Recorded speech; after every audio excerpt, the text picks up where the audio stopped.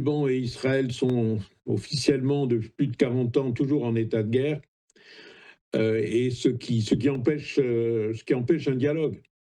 Donc il faudrait absolument ce dialogue, et je vais vous donner un exemple pour vous montrer combien c'est important, même si bien sûr les Libanais aujourd'hui sont très réticents. Ils exigent d'abord un cessez-le-feu, parce après ces massacres, vous voyez là des photos que j'ai prises moi-même hier de ces destructions. Vous voyez, ce sont des immeubles dans des quartiers résidentiels. Nous sommes donc de retour dans cette édition du 10 avril 2026 du live de TV Finance et on va inaugurer une rubrique spéciale puisque nous allons être en direct de Beyrouth et pour cela, eh bien, j'ai le plaisir, l'honneur et l'honneur de retrouver Henri Malos. Bonjour Henri. Bonjour. Merci beaucoup Henri Malos d'être avec nous ce matin. Vous êtes un des anciens présidents du Conseil économique européen, Conseil économique et social européen, avec nous régulièrement sur TV Finance. Vous étiez avec nous la semaine dernière et pour cela, je vous en remercie beaucoup, Monsieur Malos. Vous êtes à Beyrouth, Beyrouth qui a été frappée mercredi dernier de façon ultra massive. Qu'est-ce qu'on ne voit pas depuis Paris et que vous voyez depuis le terrain? Alors écoutez, ce qu'on ne voit pas, c'est que moi-même, bon, il se trouve un peu par hasard, hein, j'étais à 200-300 mètres de certains missiles qui sont tombés. Ce qu'on ne voit pas, parce que vous ne pouvez pas en parler tout le temps, c'est normal, c'est que donc chaque jour, chaque heure, le bilan s'alourdit, on en est à plus de 300 morts. Et qu'il s'agit de façon très très majoritaire de civils qui n'ont strictement rien à voir ni avec le Hezbollah ni avec la guerre. Donc c'est un sort de massacre. On peut dire que pour les Libanais, ce 8 avril, ça restera un peu comme le 7 octobre pour les Israéliens ou le 11 septembre pour les Américains. C'est inexplicable. À Beyrouth, sept immeubles et des immeubles collatéraux ont été complètement pulvérisés, dans lequel il y avait des gens normaux qui habitaient, des quartiers populaires et des quartiers résidentiels, plutôt chics, donc mélangés, avec des gens qui habitaient là, je sais pas, des retraités, des gens qui faisaient la cuisine, qui vaquaient à leurs occupations, des passants aussi. C'était à 14h30, donc à une heure où les gens vont et viennent.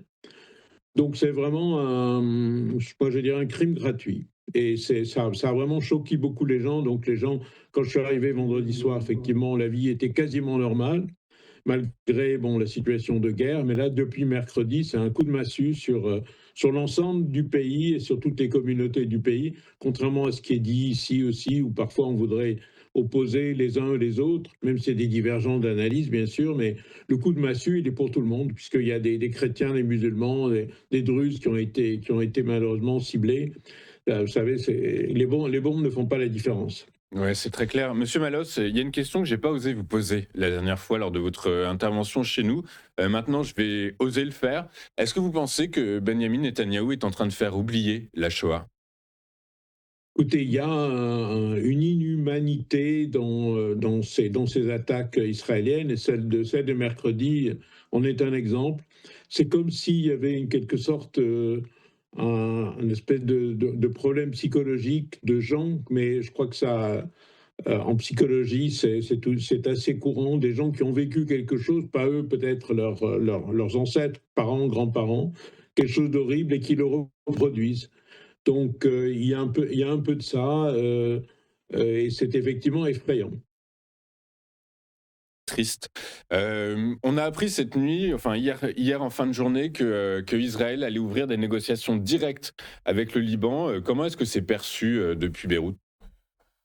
Bah, écoutez, c'est perçu comme, bon, c'est une demande des autorités libanaises depuis pas mal d'années. Le Liban et Israël sont officiellement, depuis plus de 40 ans, toujours en état de guerre, et ce qui empêche un dialogue. Donc il faudrait absolument ce dialogue, et je vais vous donner un exemple pour vous montrer combien c'est important, même si bien sûr les Libanais aujourd'hui sont très réticents. Ils exigent d'abord un cessez-le-feu, parce qu'après ces massacres, vous voyez là des photos que j'ai prises moi-même hier de ces destructions. Vous voyez, ce sont des immeubles dans des quartiers résidentiels. Mais aujourd'hui, il y a 5 ou 6 villages peuplés majoritairement par des chrétiens, à la frontière entre le Liban et Israël, au sud du Liban, qui sont complètement coupés du monde. Il y a 15 000 personnes là-bas qui vivent depuis plus de 10 jours, même 15 jours, sans eau, sans électricité, sans farine, pratiquement sans nourriture. Et les autorités israéliennes interdisent tout approvisionnement, bombardent tout convoi humanitaire et demandent que ces gens évacuent.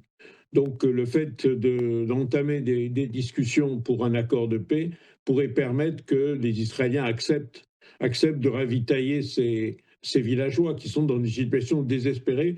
On me disait hier que certains, on était proche d'une situation de famine, ce qui est incroyable, alors qu'ici à Beyrouth, les hangars des organisations humanitaires sont remplis de stocks de lait, de farine, etc. Mais les Israéliens ne laissent pas approvisionner les villages du Sud. Ouais, c'est une situation qui est effectivement très, très compliquée à comprendre. Mais justement, Monsieur Malos, même si le cessez-le-feu est très fragile, on l'a bien compris, eu égard au bombardement qui continue toujours de s'opérer au Moyen-Orient, est-ce que le Liban, finalement, est pas un peu... pourquoi est-ce que le Liban euh, semble être en train de devenir le prix à payer pour la paix entre les grandes puissances? Vous savez, le Liban a beaucoup de fragilité. La principale fragilité, c'est que c'est un petit pays avec une situation complexe, politique complexe, et une vraie démocratie, même si les partis politiques sont liés aux différentes communautés, mais il y a des élections législatives, le président est élu par le Parlement, il n'y a jamais eu d'ailleurs de mise en cause du caractère démocratique du pays depuis pratiquement, je dirais, la Deuxième Guerre mondiale. C'est un des rares pays. Et donc, il a la fragilité de toutes les démocraties. Il n'y a pas de pouvoir fort, autoritaire. L'armée a peu de moyens. Elle n'a jamais été vraiment aidée par qui que ce soit. Donc, face à un pays faible, dans lequel, bien sûr, il y a ces questions des milices. La milice du Hezbollah est la seule qui reste active, comme on voit, mais pendant la guerre, qui était une sorte de guerre civile, dans les années 80-90, tous les partis s'étaient équipés, si on peut dire, de milices. Donc c'est un pays avec une situation compliquée, petit, fragile, mais qui est aussi le pays sûrement le plus attractif de toute la région. Le potentiel touristique est magnifique. C'est le seul pays du Moyen-Orient dans lequel il n'y a pas de désert. Il y a un patrimoine culturel, des montagnes dans lesquelles encore aujourd'hui on peut faire du ski. C'est un pays très vert, il y a beaucoup d'eau, c'est le réservoir d'eau de tout le Moyen-Orient. Donc c'est un pays qui est très convoité, une population bien connue, riche de cette diversité culturelle très entreprenante. Vous savez, le Liban, c'est un pays d'entrepreneurs. Le miracle du Liban, c'est que vous voyez, malgré la guerre, bon, hier c'était journée de deuil, mais vous voyez j'allais dire, les restaurants, les magasins, vous trouvez tout, hein. À Beyrouth, j'allais dire, comme à Paris, les Libanais sont de vrais entrepreneurs. On le sait très bien, d'ailleurs, dans le monde entier, sont parmi les meilleurs financiers et les meilleurs businessmen du monde. Donc, il y a un potentiel énorme et qui fait beaucoup de jaloux. Et tous les pays voisins, que ce soit Syrie, Israël, Turquie, dans le temps et autres, convoitent cette espèce de terre promise, cette oasis dans un Moyen-Orient dominé par le désert. Et malheureusement, avec une démocratie fragile, un petit pays et des courants politiques divers, ils n'ont pas cette force que peuvent avoir les dictatures ou les régimes extrémistes comme celui de Benjamin Netanyahou. Ouais, exactement. Vous avez raison, exactement. C'est très important de le rappeler. Effectivement, il y a de très bons médecins, il y a de très bons ingénieurs. Le Oui, Liban, c'est une terre d'intellectuels et ça, il faut vraiment pas l'oublier. Henri Malos, vous avez dirigé, donc comme je l'expliquais en introduction, vous avez présidé, pardon, le Conseil économique oui. européen et social. Euh, où est-ce, où est l'Europe dans tout ça? La Chine commence un petit peu à prendre un peu la parole, appelle à la retenue. Les États-Unis négocient avec Téhéran. Qu'est-ce que fait Bruxelles? L'Europe fait pratiquement rien. Et j'en suis fort mari. Alors j'essaie moi-même modestement, avec mes fonctions d'ancien quelque chose, d'apporter de l'aide, notamment la cuisine de Myriam, du père Annie, à d'autres initiatives qui donnent des repas gratuits aux déplacés tous les jours. Je les accompagne, c'est pour ça que je suis venu d'ailleurs ici, pour soutenir ces actions humanitaires. Mais l'Union européenne, le drapeau européen, on ne le voit pratiquement pas. Les regards des Libanais se tournent quand même vers la France, en espérant que la France entraîne l'Europe, qui est particulièrement, je dirais, aphone. En dehors de, c'est-à-dire la France, l'Italie, l'Espagne, ce sont les trois pays dont on voit l'influence diplomatique positive pour soutenir une stabilisation du Liban. Mais l'Union européenne en tant que telle regarde ailleurs. Elle se pose à peine la question aujourd'hui de remettre en cause son accord de partenariat avec Israël, alors qu'à mon avis, ce serait indispensable, vu ce qui s'est passé le 8 avril. Ce qui s'est passé le 8 avril, comme je disais, c'est un traumatisme. C'est l'équivalent du 7 octobre pour les Israéliens ou du 11 septembre pour les Américains. C'est un traumatisme. Vous voyez les photos, c'est un traumatisme, c'est un traumatisme horrible. Donc là, il faudrait vraiment que l'Europe se réveille. Mais moi, j'espère que la France, son président, son ministre des Affaires étrangères, son gouvernement, ses forces politiques réveilleront les Européens pour que l'Europe prenne une initiative très vite, dans le cadre de ces négociations avec Israël peut-être, mais une initiative d'une sorte de force d'interposition. Je ne sais pas, pour qu'on arrête ce massacre. Ouais, c'est très clair. Henri Malos, avec vous, on essaye de comprendre un petit peu ce qui se passe actuellement. Certains parlent de recomposition pardon, de l'ordre mondial. Est-ce que ce qui se passe au Liban en ce moment illustre le basculement vers un monde multipolaire ou bien au contraire, on est en train d'assister à la limite de ce qui est en train de se passer? Ben écoutez, je crois que ici, on pense, et moi particulièrement, que c'est effectivement un basculement. Moi, je pense que c'est un basculement, cette guerre de, je sais pas, 40 et quelques jours là, entre les États-Unis, Israël et l'Iran, qui finalement n'aboutit à rien. Vous voyez, chacune des deux parties se déclare vainqueur, ce qui veut dire vraisemblablement qu'il n'y a aucun vainqueur. Si un vrai vainqueur, c'est la Chine. La Russie, mais qui est occupée par ailleurs, mais c'est surtout la Chine qui observe, qui engrange les dividendes. Les États-Unis devaient protéger les pays du Golfe. Pour ça, avaient installé des bases militaires partout. Ils ont évacué la plupart de leurs bases. Et on a vu que les pays du Golfe ont été bombardés allègrement tous les jours, plus bombardés d'ailleurs même par l'Iran qu'Israël lui-même. Donc la protection américaine est vraiment remise en cause aujourd'hui. Et si l'Iran, peut-être pas vraiment le vainqueur, puisque malheureusement, ils ont eu aussi énormément de destruction, une réduction de leur potentiel.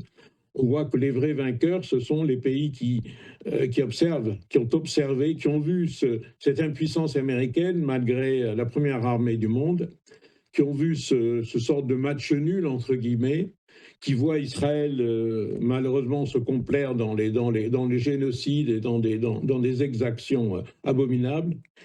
Et la Chine va, à l'heure actuelle, vraisemblablement tirer les marrons du feu, offrir sa coopération, ses financements, sa fameuse route de la soie à cette région, stabiliser et assurer son approvisionnement en pétrole. Alors que j'avais compris qu'un des objectifs de Donald Trump, c'était le contraire, c'était de barrer la route à l'influence chinoise. Eh bien, je vois ou je crains que ce sera l'inverse. Alors le Liban, là-dedans, il espère que d'une certaine manière, ils pourront se stabiliser et retrouver dans un nouvel ordre mondial, une nouvelle position. Vous savez, le Liban, c'était jusque dans les années 70, on l'appelait la Suisse du Moyen-Orient. Aujourd'hui, les pays du Golfe sont tout à fait remis en question, leur stabilité, leur sécurité. Donc, moi, j'espère, avec mes amis libanais, que le Liban va retrouver un peu de son aura du passé. Ouais, Mais bien sûr, il faut d'abord un cessez-le-feu, que les bombardements cessent et que la paix revienne, évidemment. vous avez entièrement raison, Monsieur Malos. Le Liban, qui est un des rares pays qui figure dans la mémoire antique, et bah, écoutez, depuis tout ce temps-là. Il y a forcément une raison. Monsieur Malos, juste deux choses. La première, c'est que les images qu'on diffuse en même temps que votre interview, ce sont des photos que vous avez prises. Ça, c'est une première chose. Dernière chose, vous êtes donc en direct de Beyrouth. Est-ce que donc on a l'impression que le Liban se retrouve quand même très seul actuellement. Est-ce que les gens que vous croisez à Beyrouth attendent et espèrent une aide extérieure? Oui, oui, oui, et visiblement, on attend beaucoup de la France. Je vais juste reprendre un élément que vous avez parlé de, ce que vous avez mentionné sur l'histoire du Liban. Il y a un lien entre le Liban et l'Europe. Europe, le mot Europe, dans la mythologie, c'est une déesse, une princesse qui a été enlevée par Zeus, qui aurait été enlevée par Zeus, et qui était la fille du roi de Tyr. Tyr, c'est justement au sud Liban, qui est un pays de cocagne, un pays merveilleux, comme je disais, un oasis comparé au désert voisin. Et donc le mot Europe vient du Liban. Donc vous voyez bien le lien. Bien sûr que les Libanais attendent, ils attendent beaucoup de la France parce que la France a été, depuis l'époque des croisades et le roi Saint-Louis, ça remonte à très longtemps, mais surtout le mandat français entre l'entre-deux-guerres, entre Première et Deuxième Guerre mondiale. Vous savez que nous sommes dans un pays qui est largement francophone. Les principales universités, Saint-Joseph, est francophone. Beaucoup de gens parlent français. Il y a un attachement très fort avec la France. Et ils tournent leur regard vers Paris et l'Europe, mais en premier lieu vers Paris. Et ils souhaiteraient qu'au-delà, parce que les forces des Nations Unies, la FINUL, qui sont au sud du Liban, on a vu qu'Israël ne les respecte pas du tout. Et ici, on voudrait bien voir la France, en dehors de belles paroles, aider concrètement, envoyer, parachuter des vivres, puisqu'on a le porte-avions Charles de Gaulle à quelques centaines de milles d'ici, pas très loin, en Méditerranée orientale, parachuter des colis de vivres dans ces villages chrétiens et autres qui se trouvent à la frontière d'Israël et qui sont coupés du monde. Et puis imaginer une force d'interposition au sud du Liban pour assurer la paix, veiller à ce qu'il n'y ait pas effectivement de tir d'un côté et de l'autre, mais bloquer l'avancée de l'armée israélienne qui est en train d'occuper, d'attaquer, de coloniser, d'envahir le sud du Liban.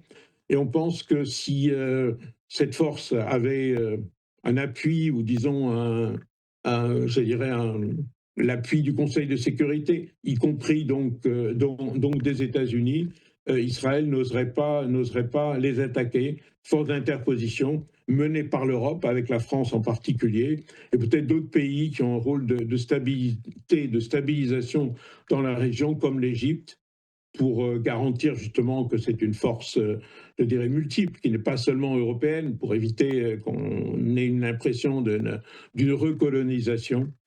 Et je crois que les Libanais attendent ça, parce que même s'il y a des discussions avec Israël, on sait très bien que ces discussions, vu la force militaire et le comportement actuel du gouvernement israélien, ne sont pas équilibrées.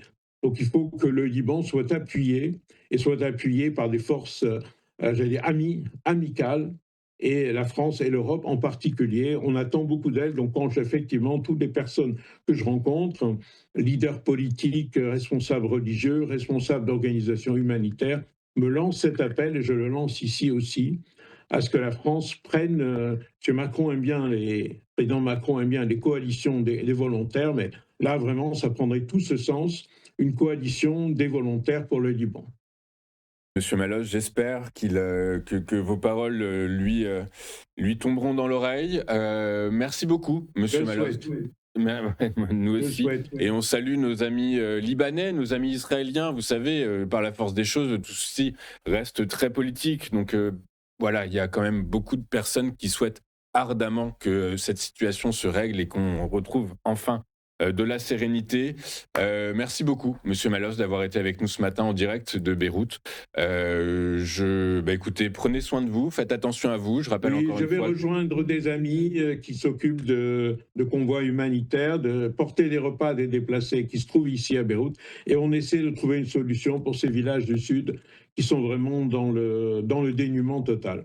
Et là aussi, on a contacté l'ambassade de France et les ambassades européennes, bien entendu, pour ça.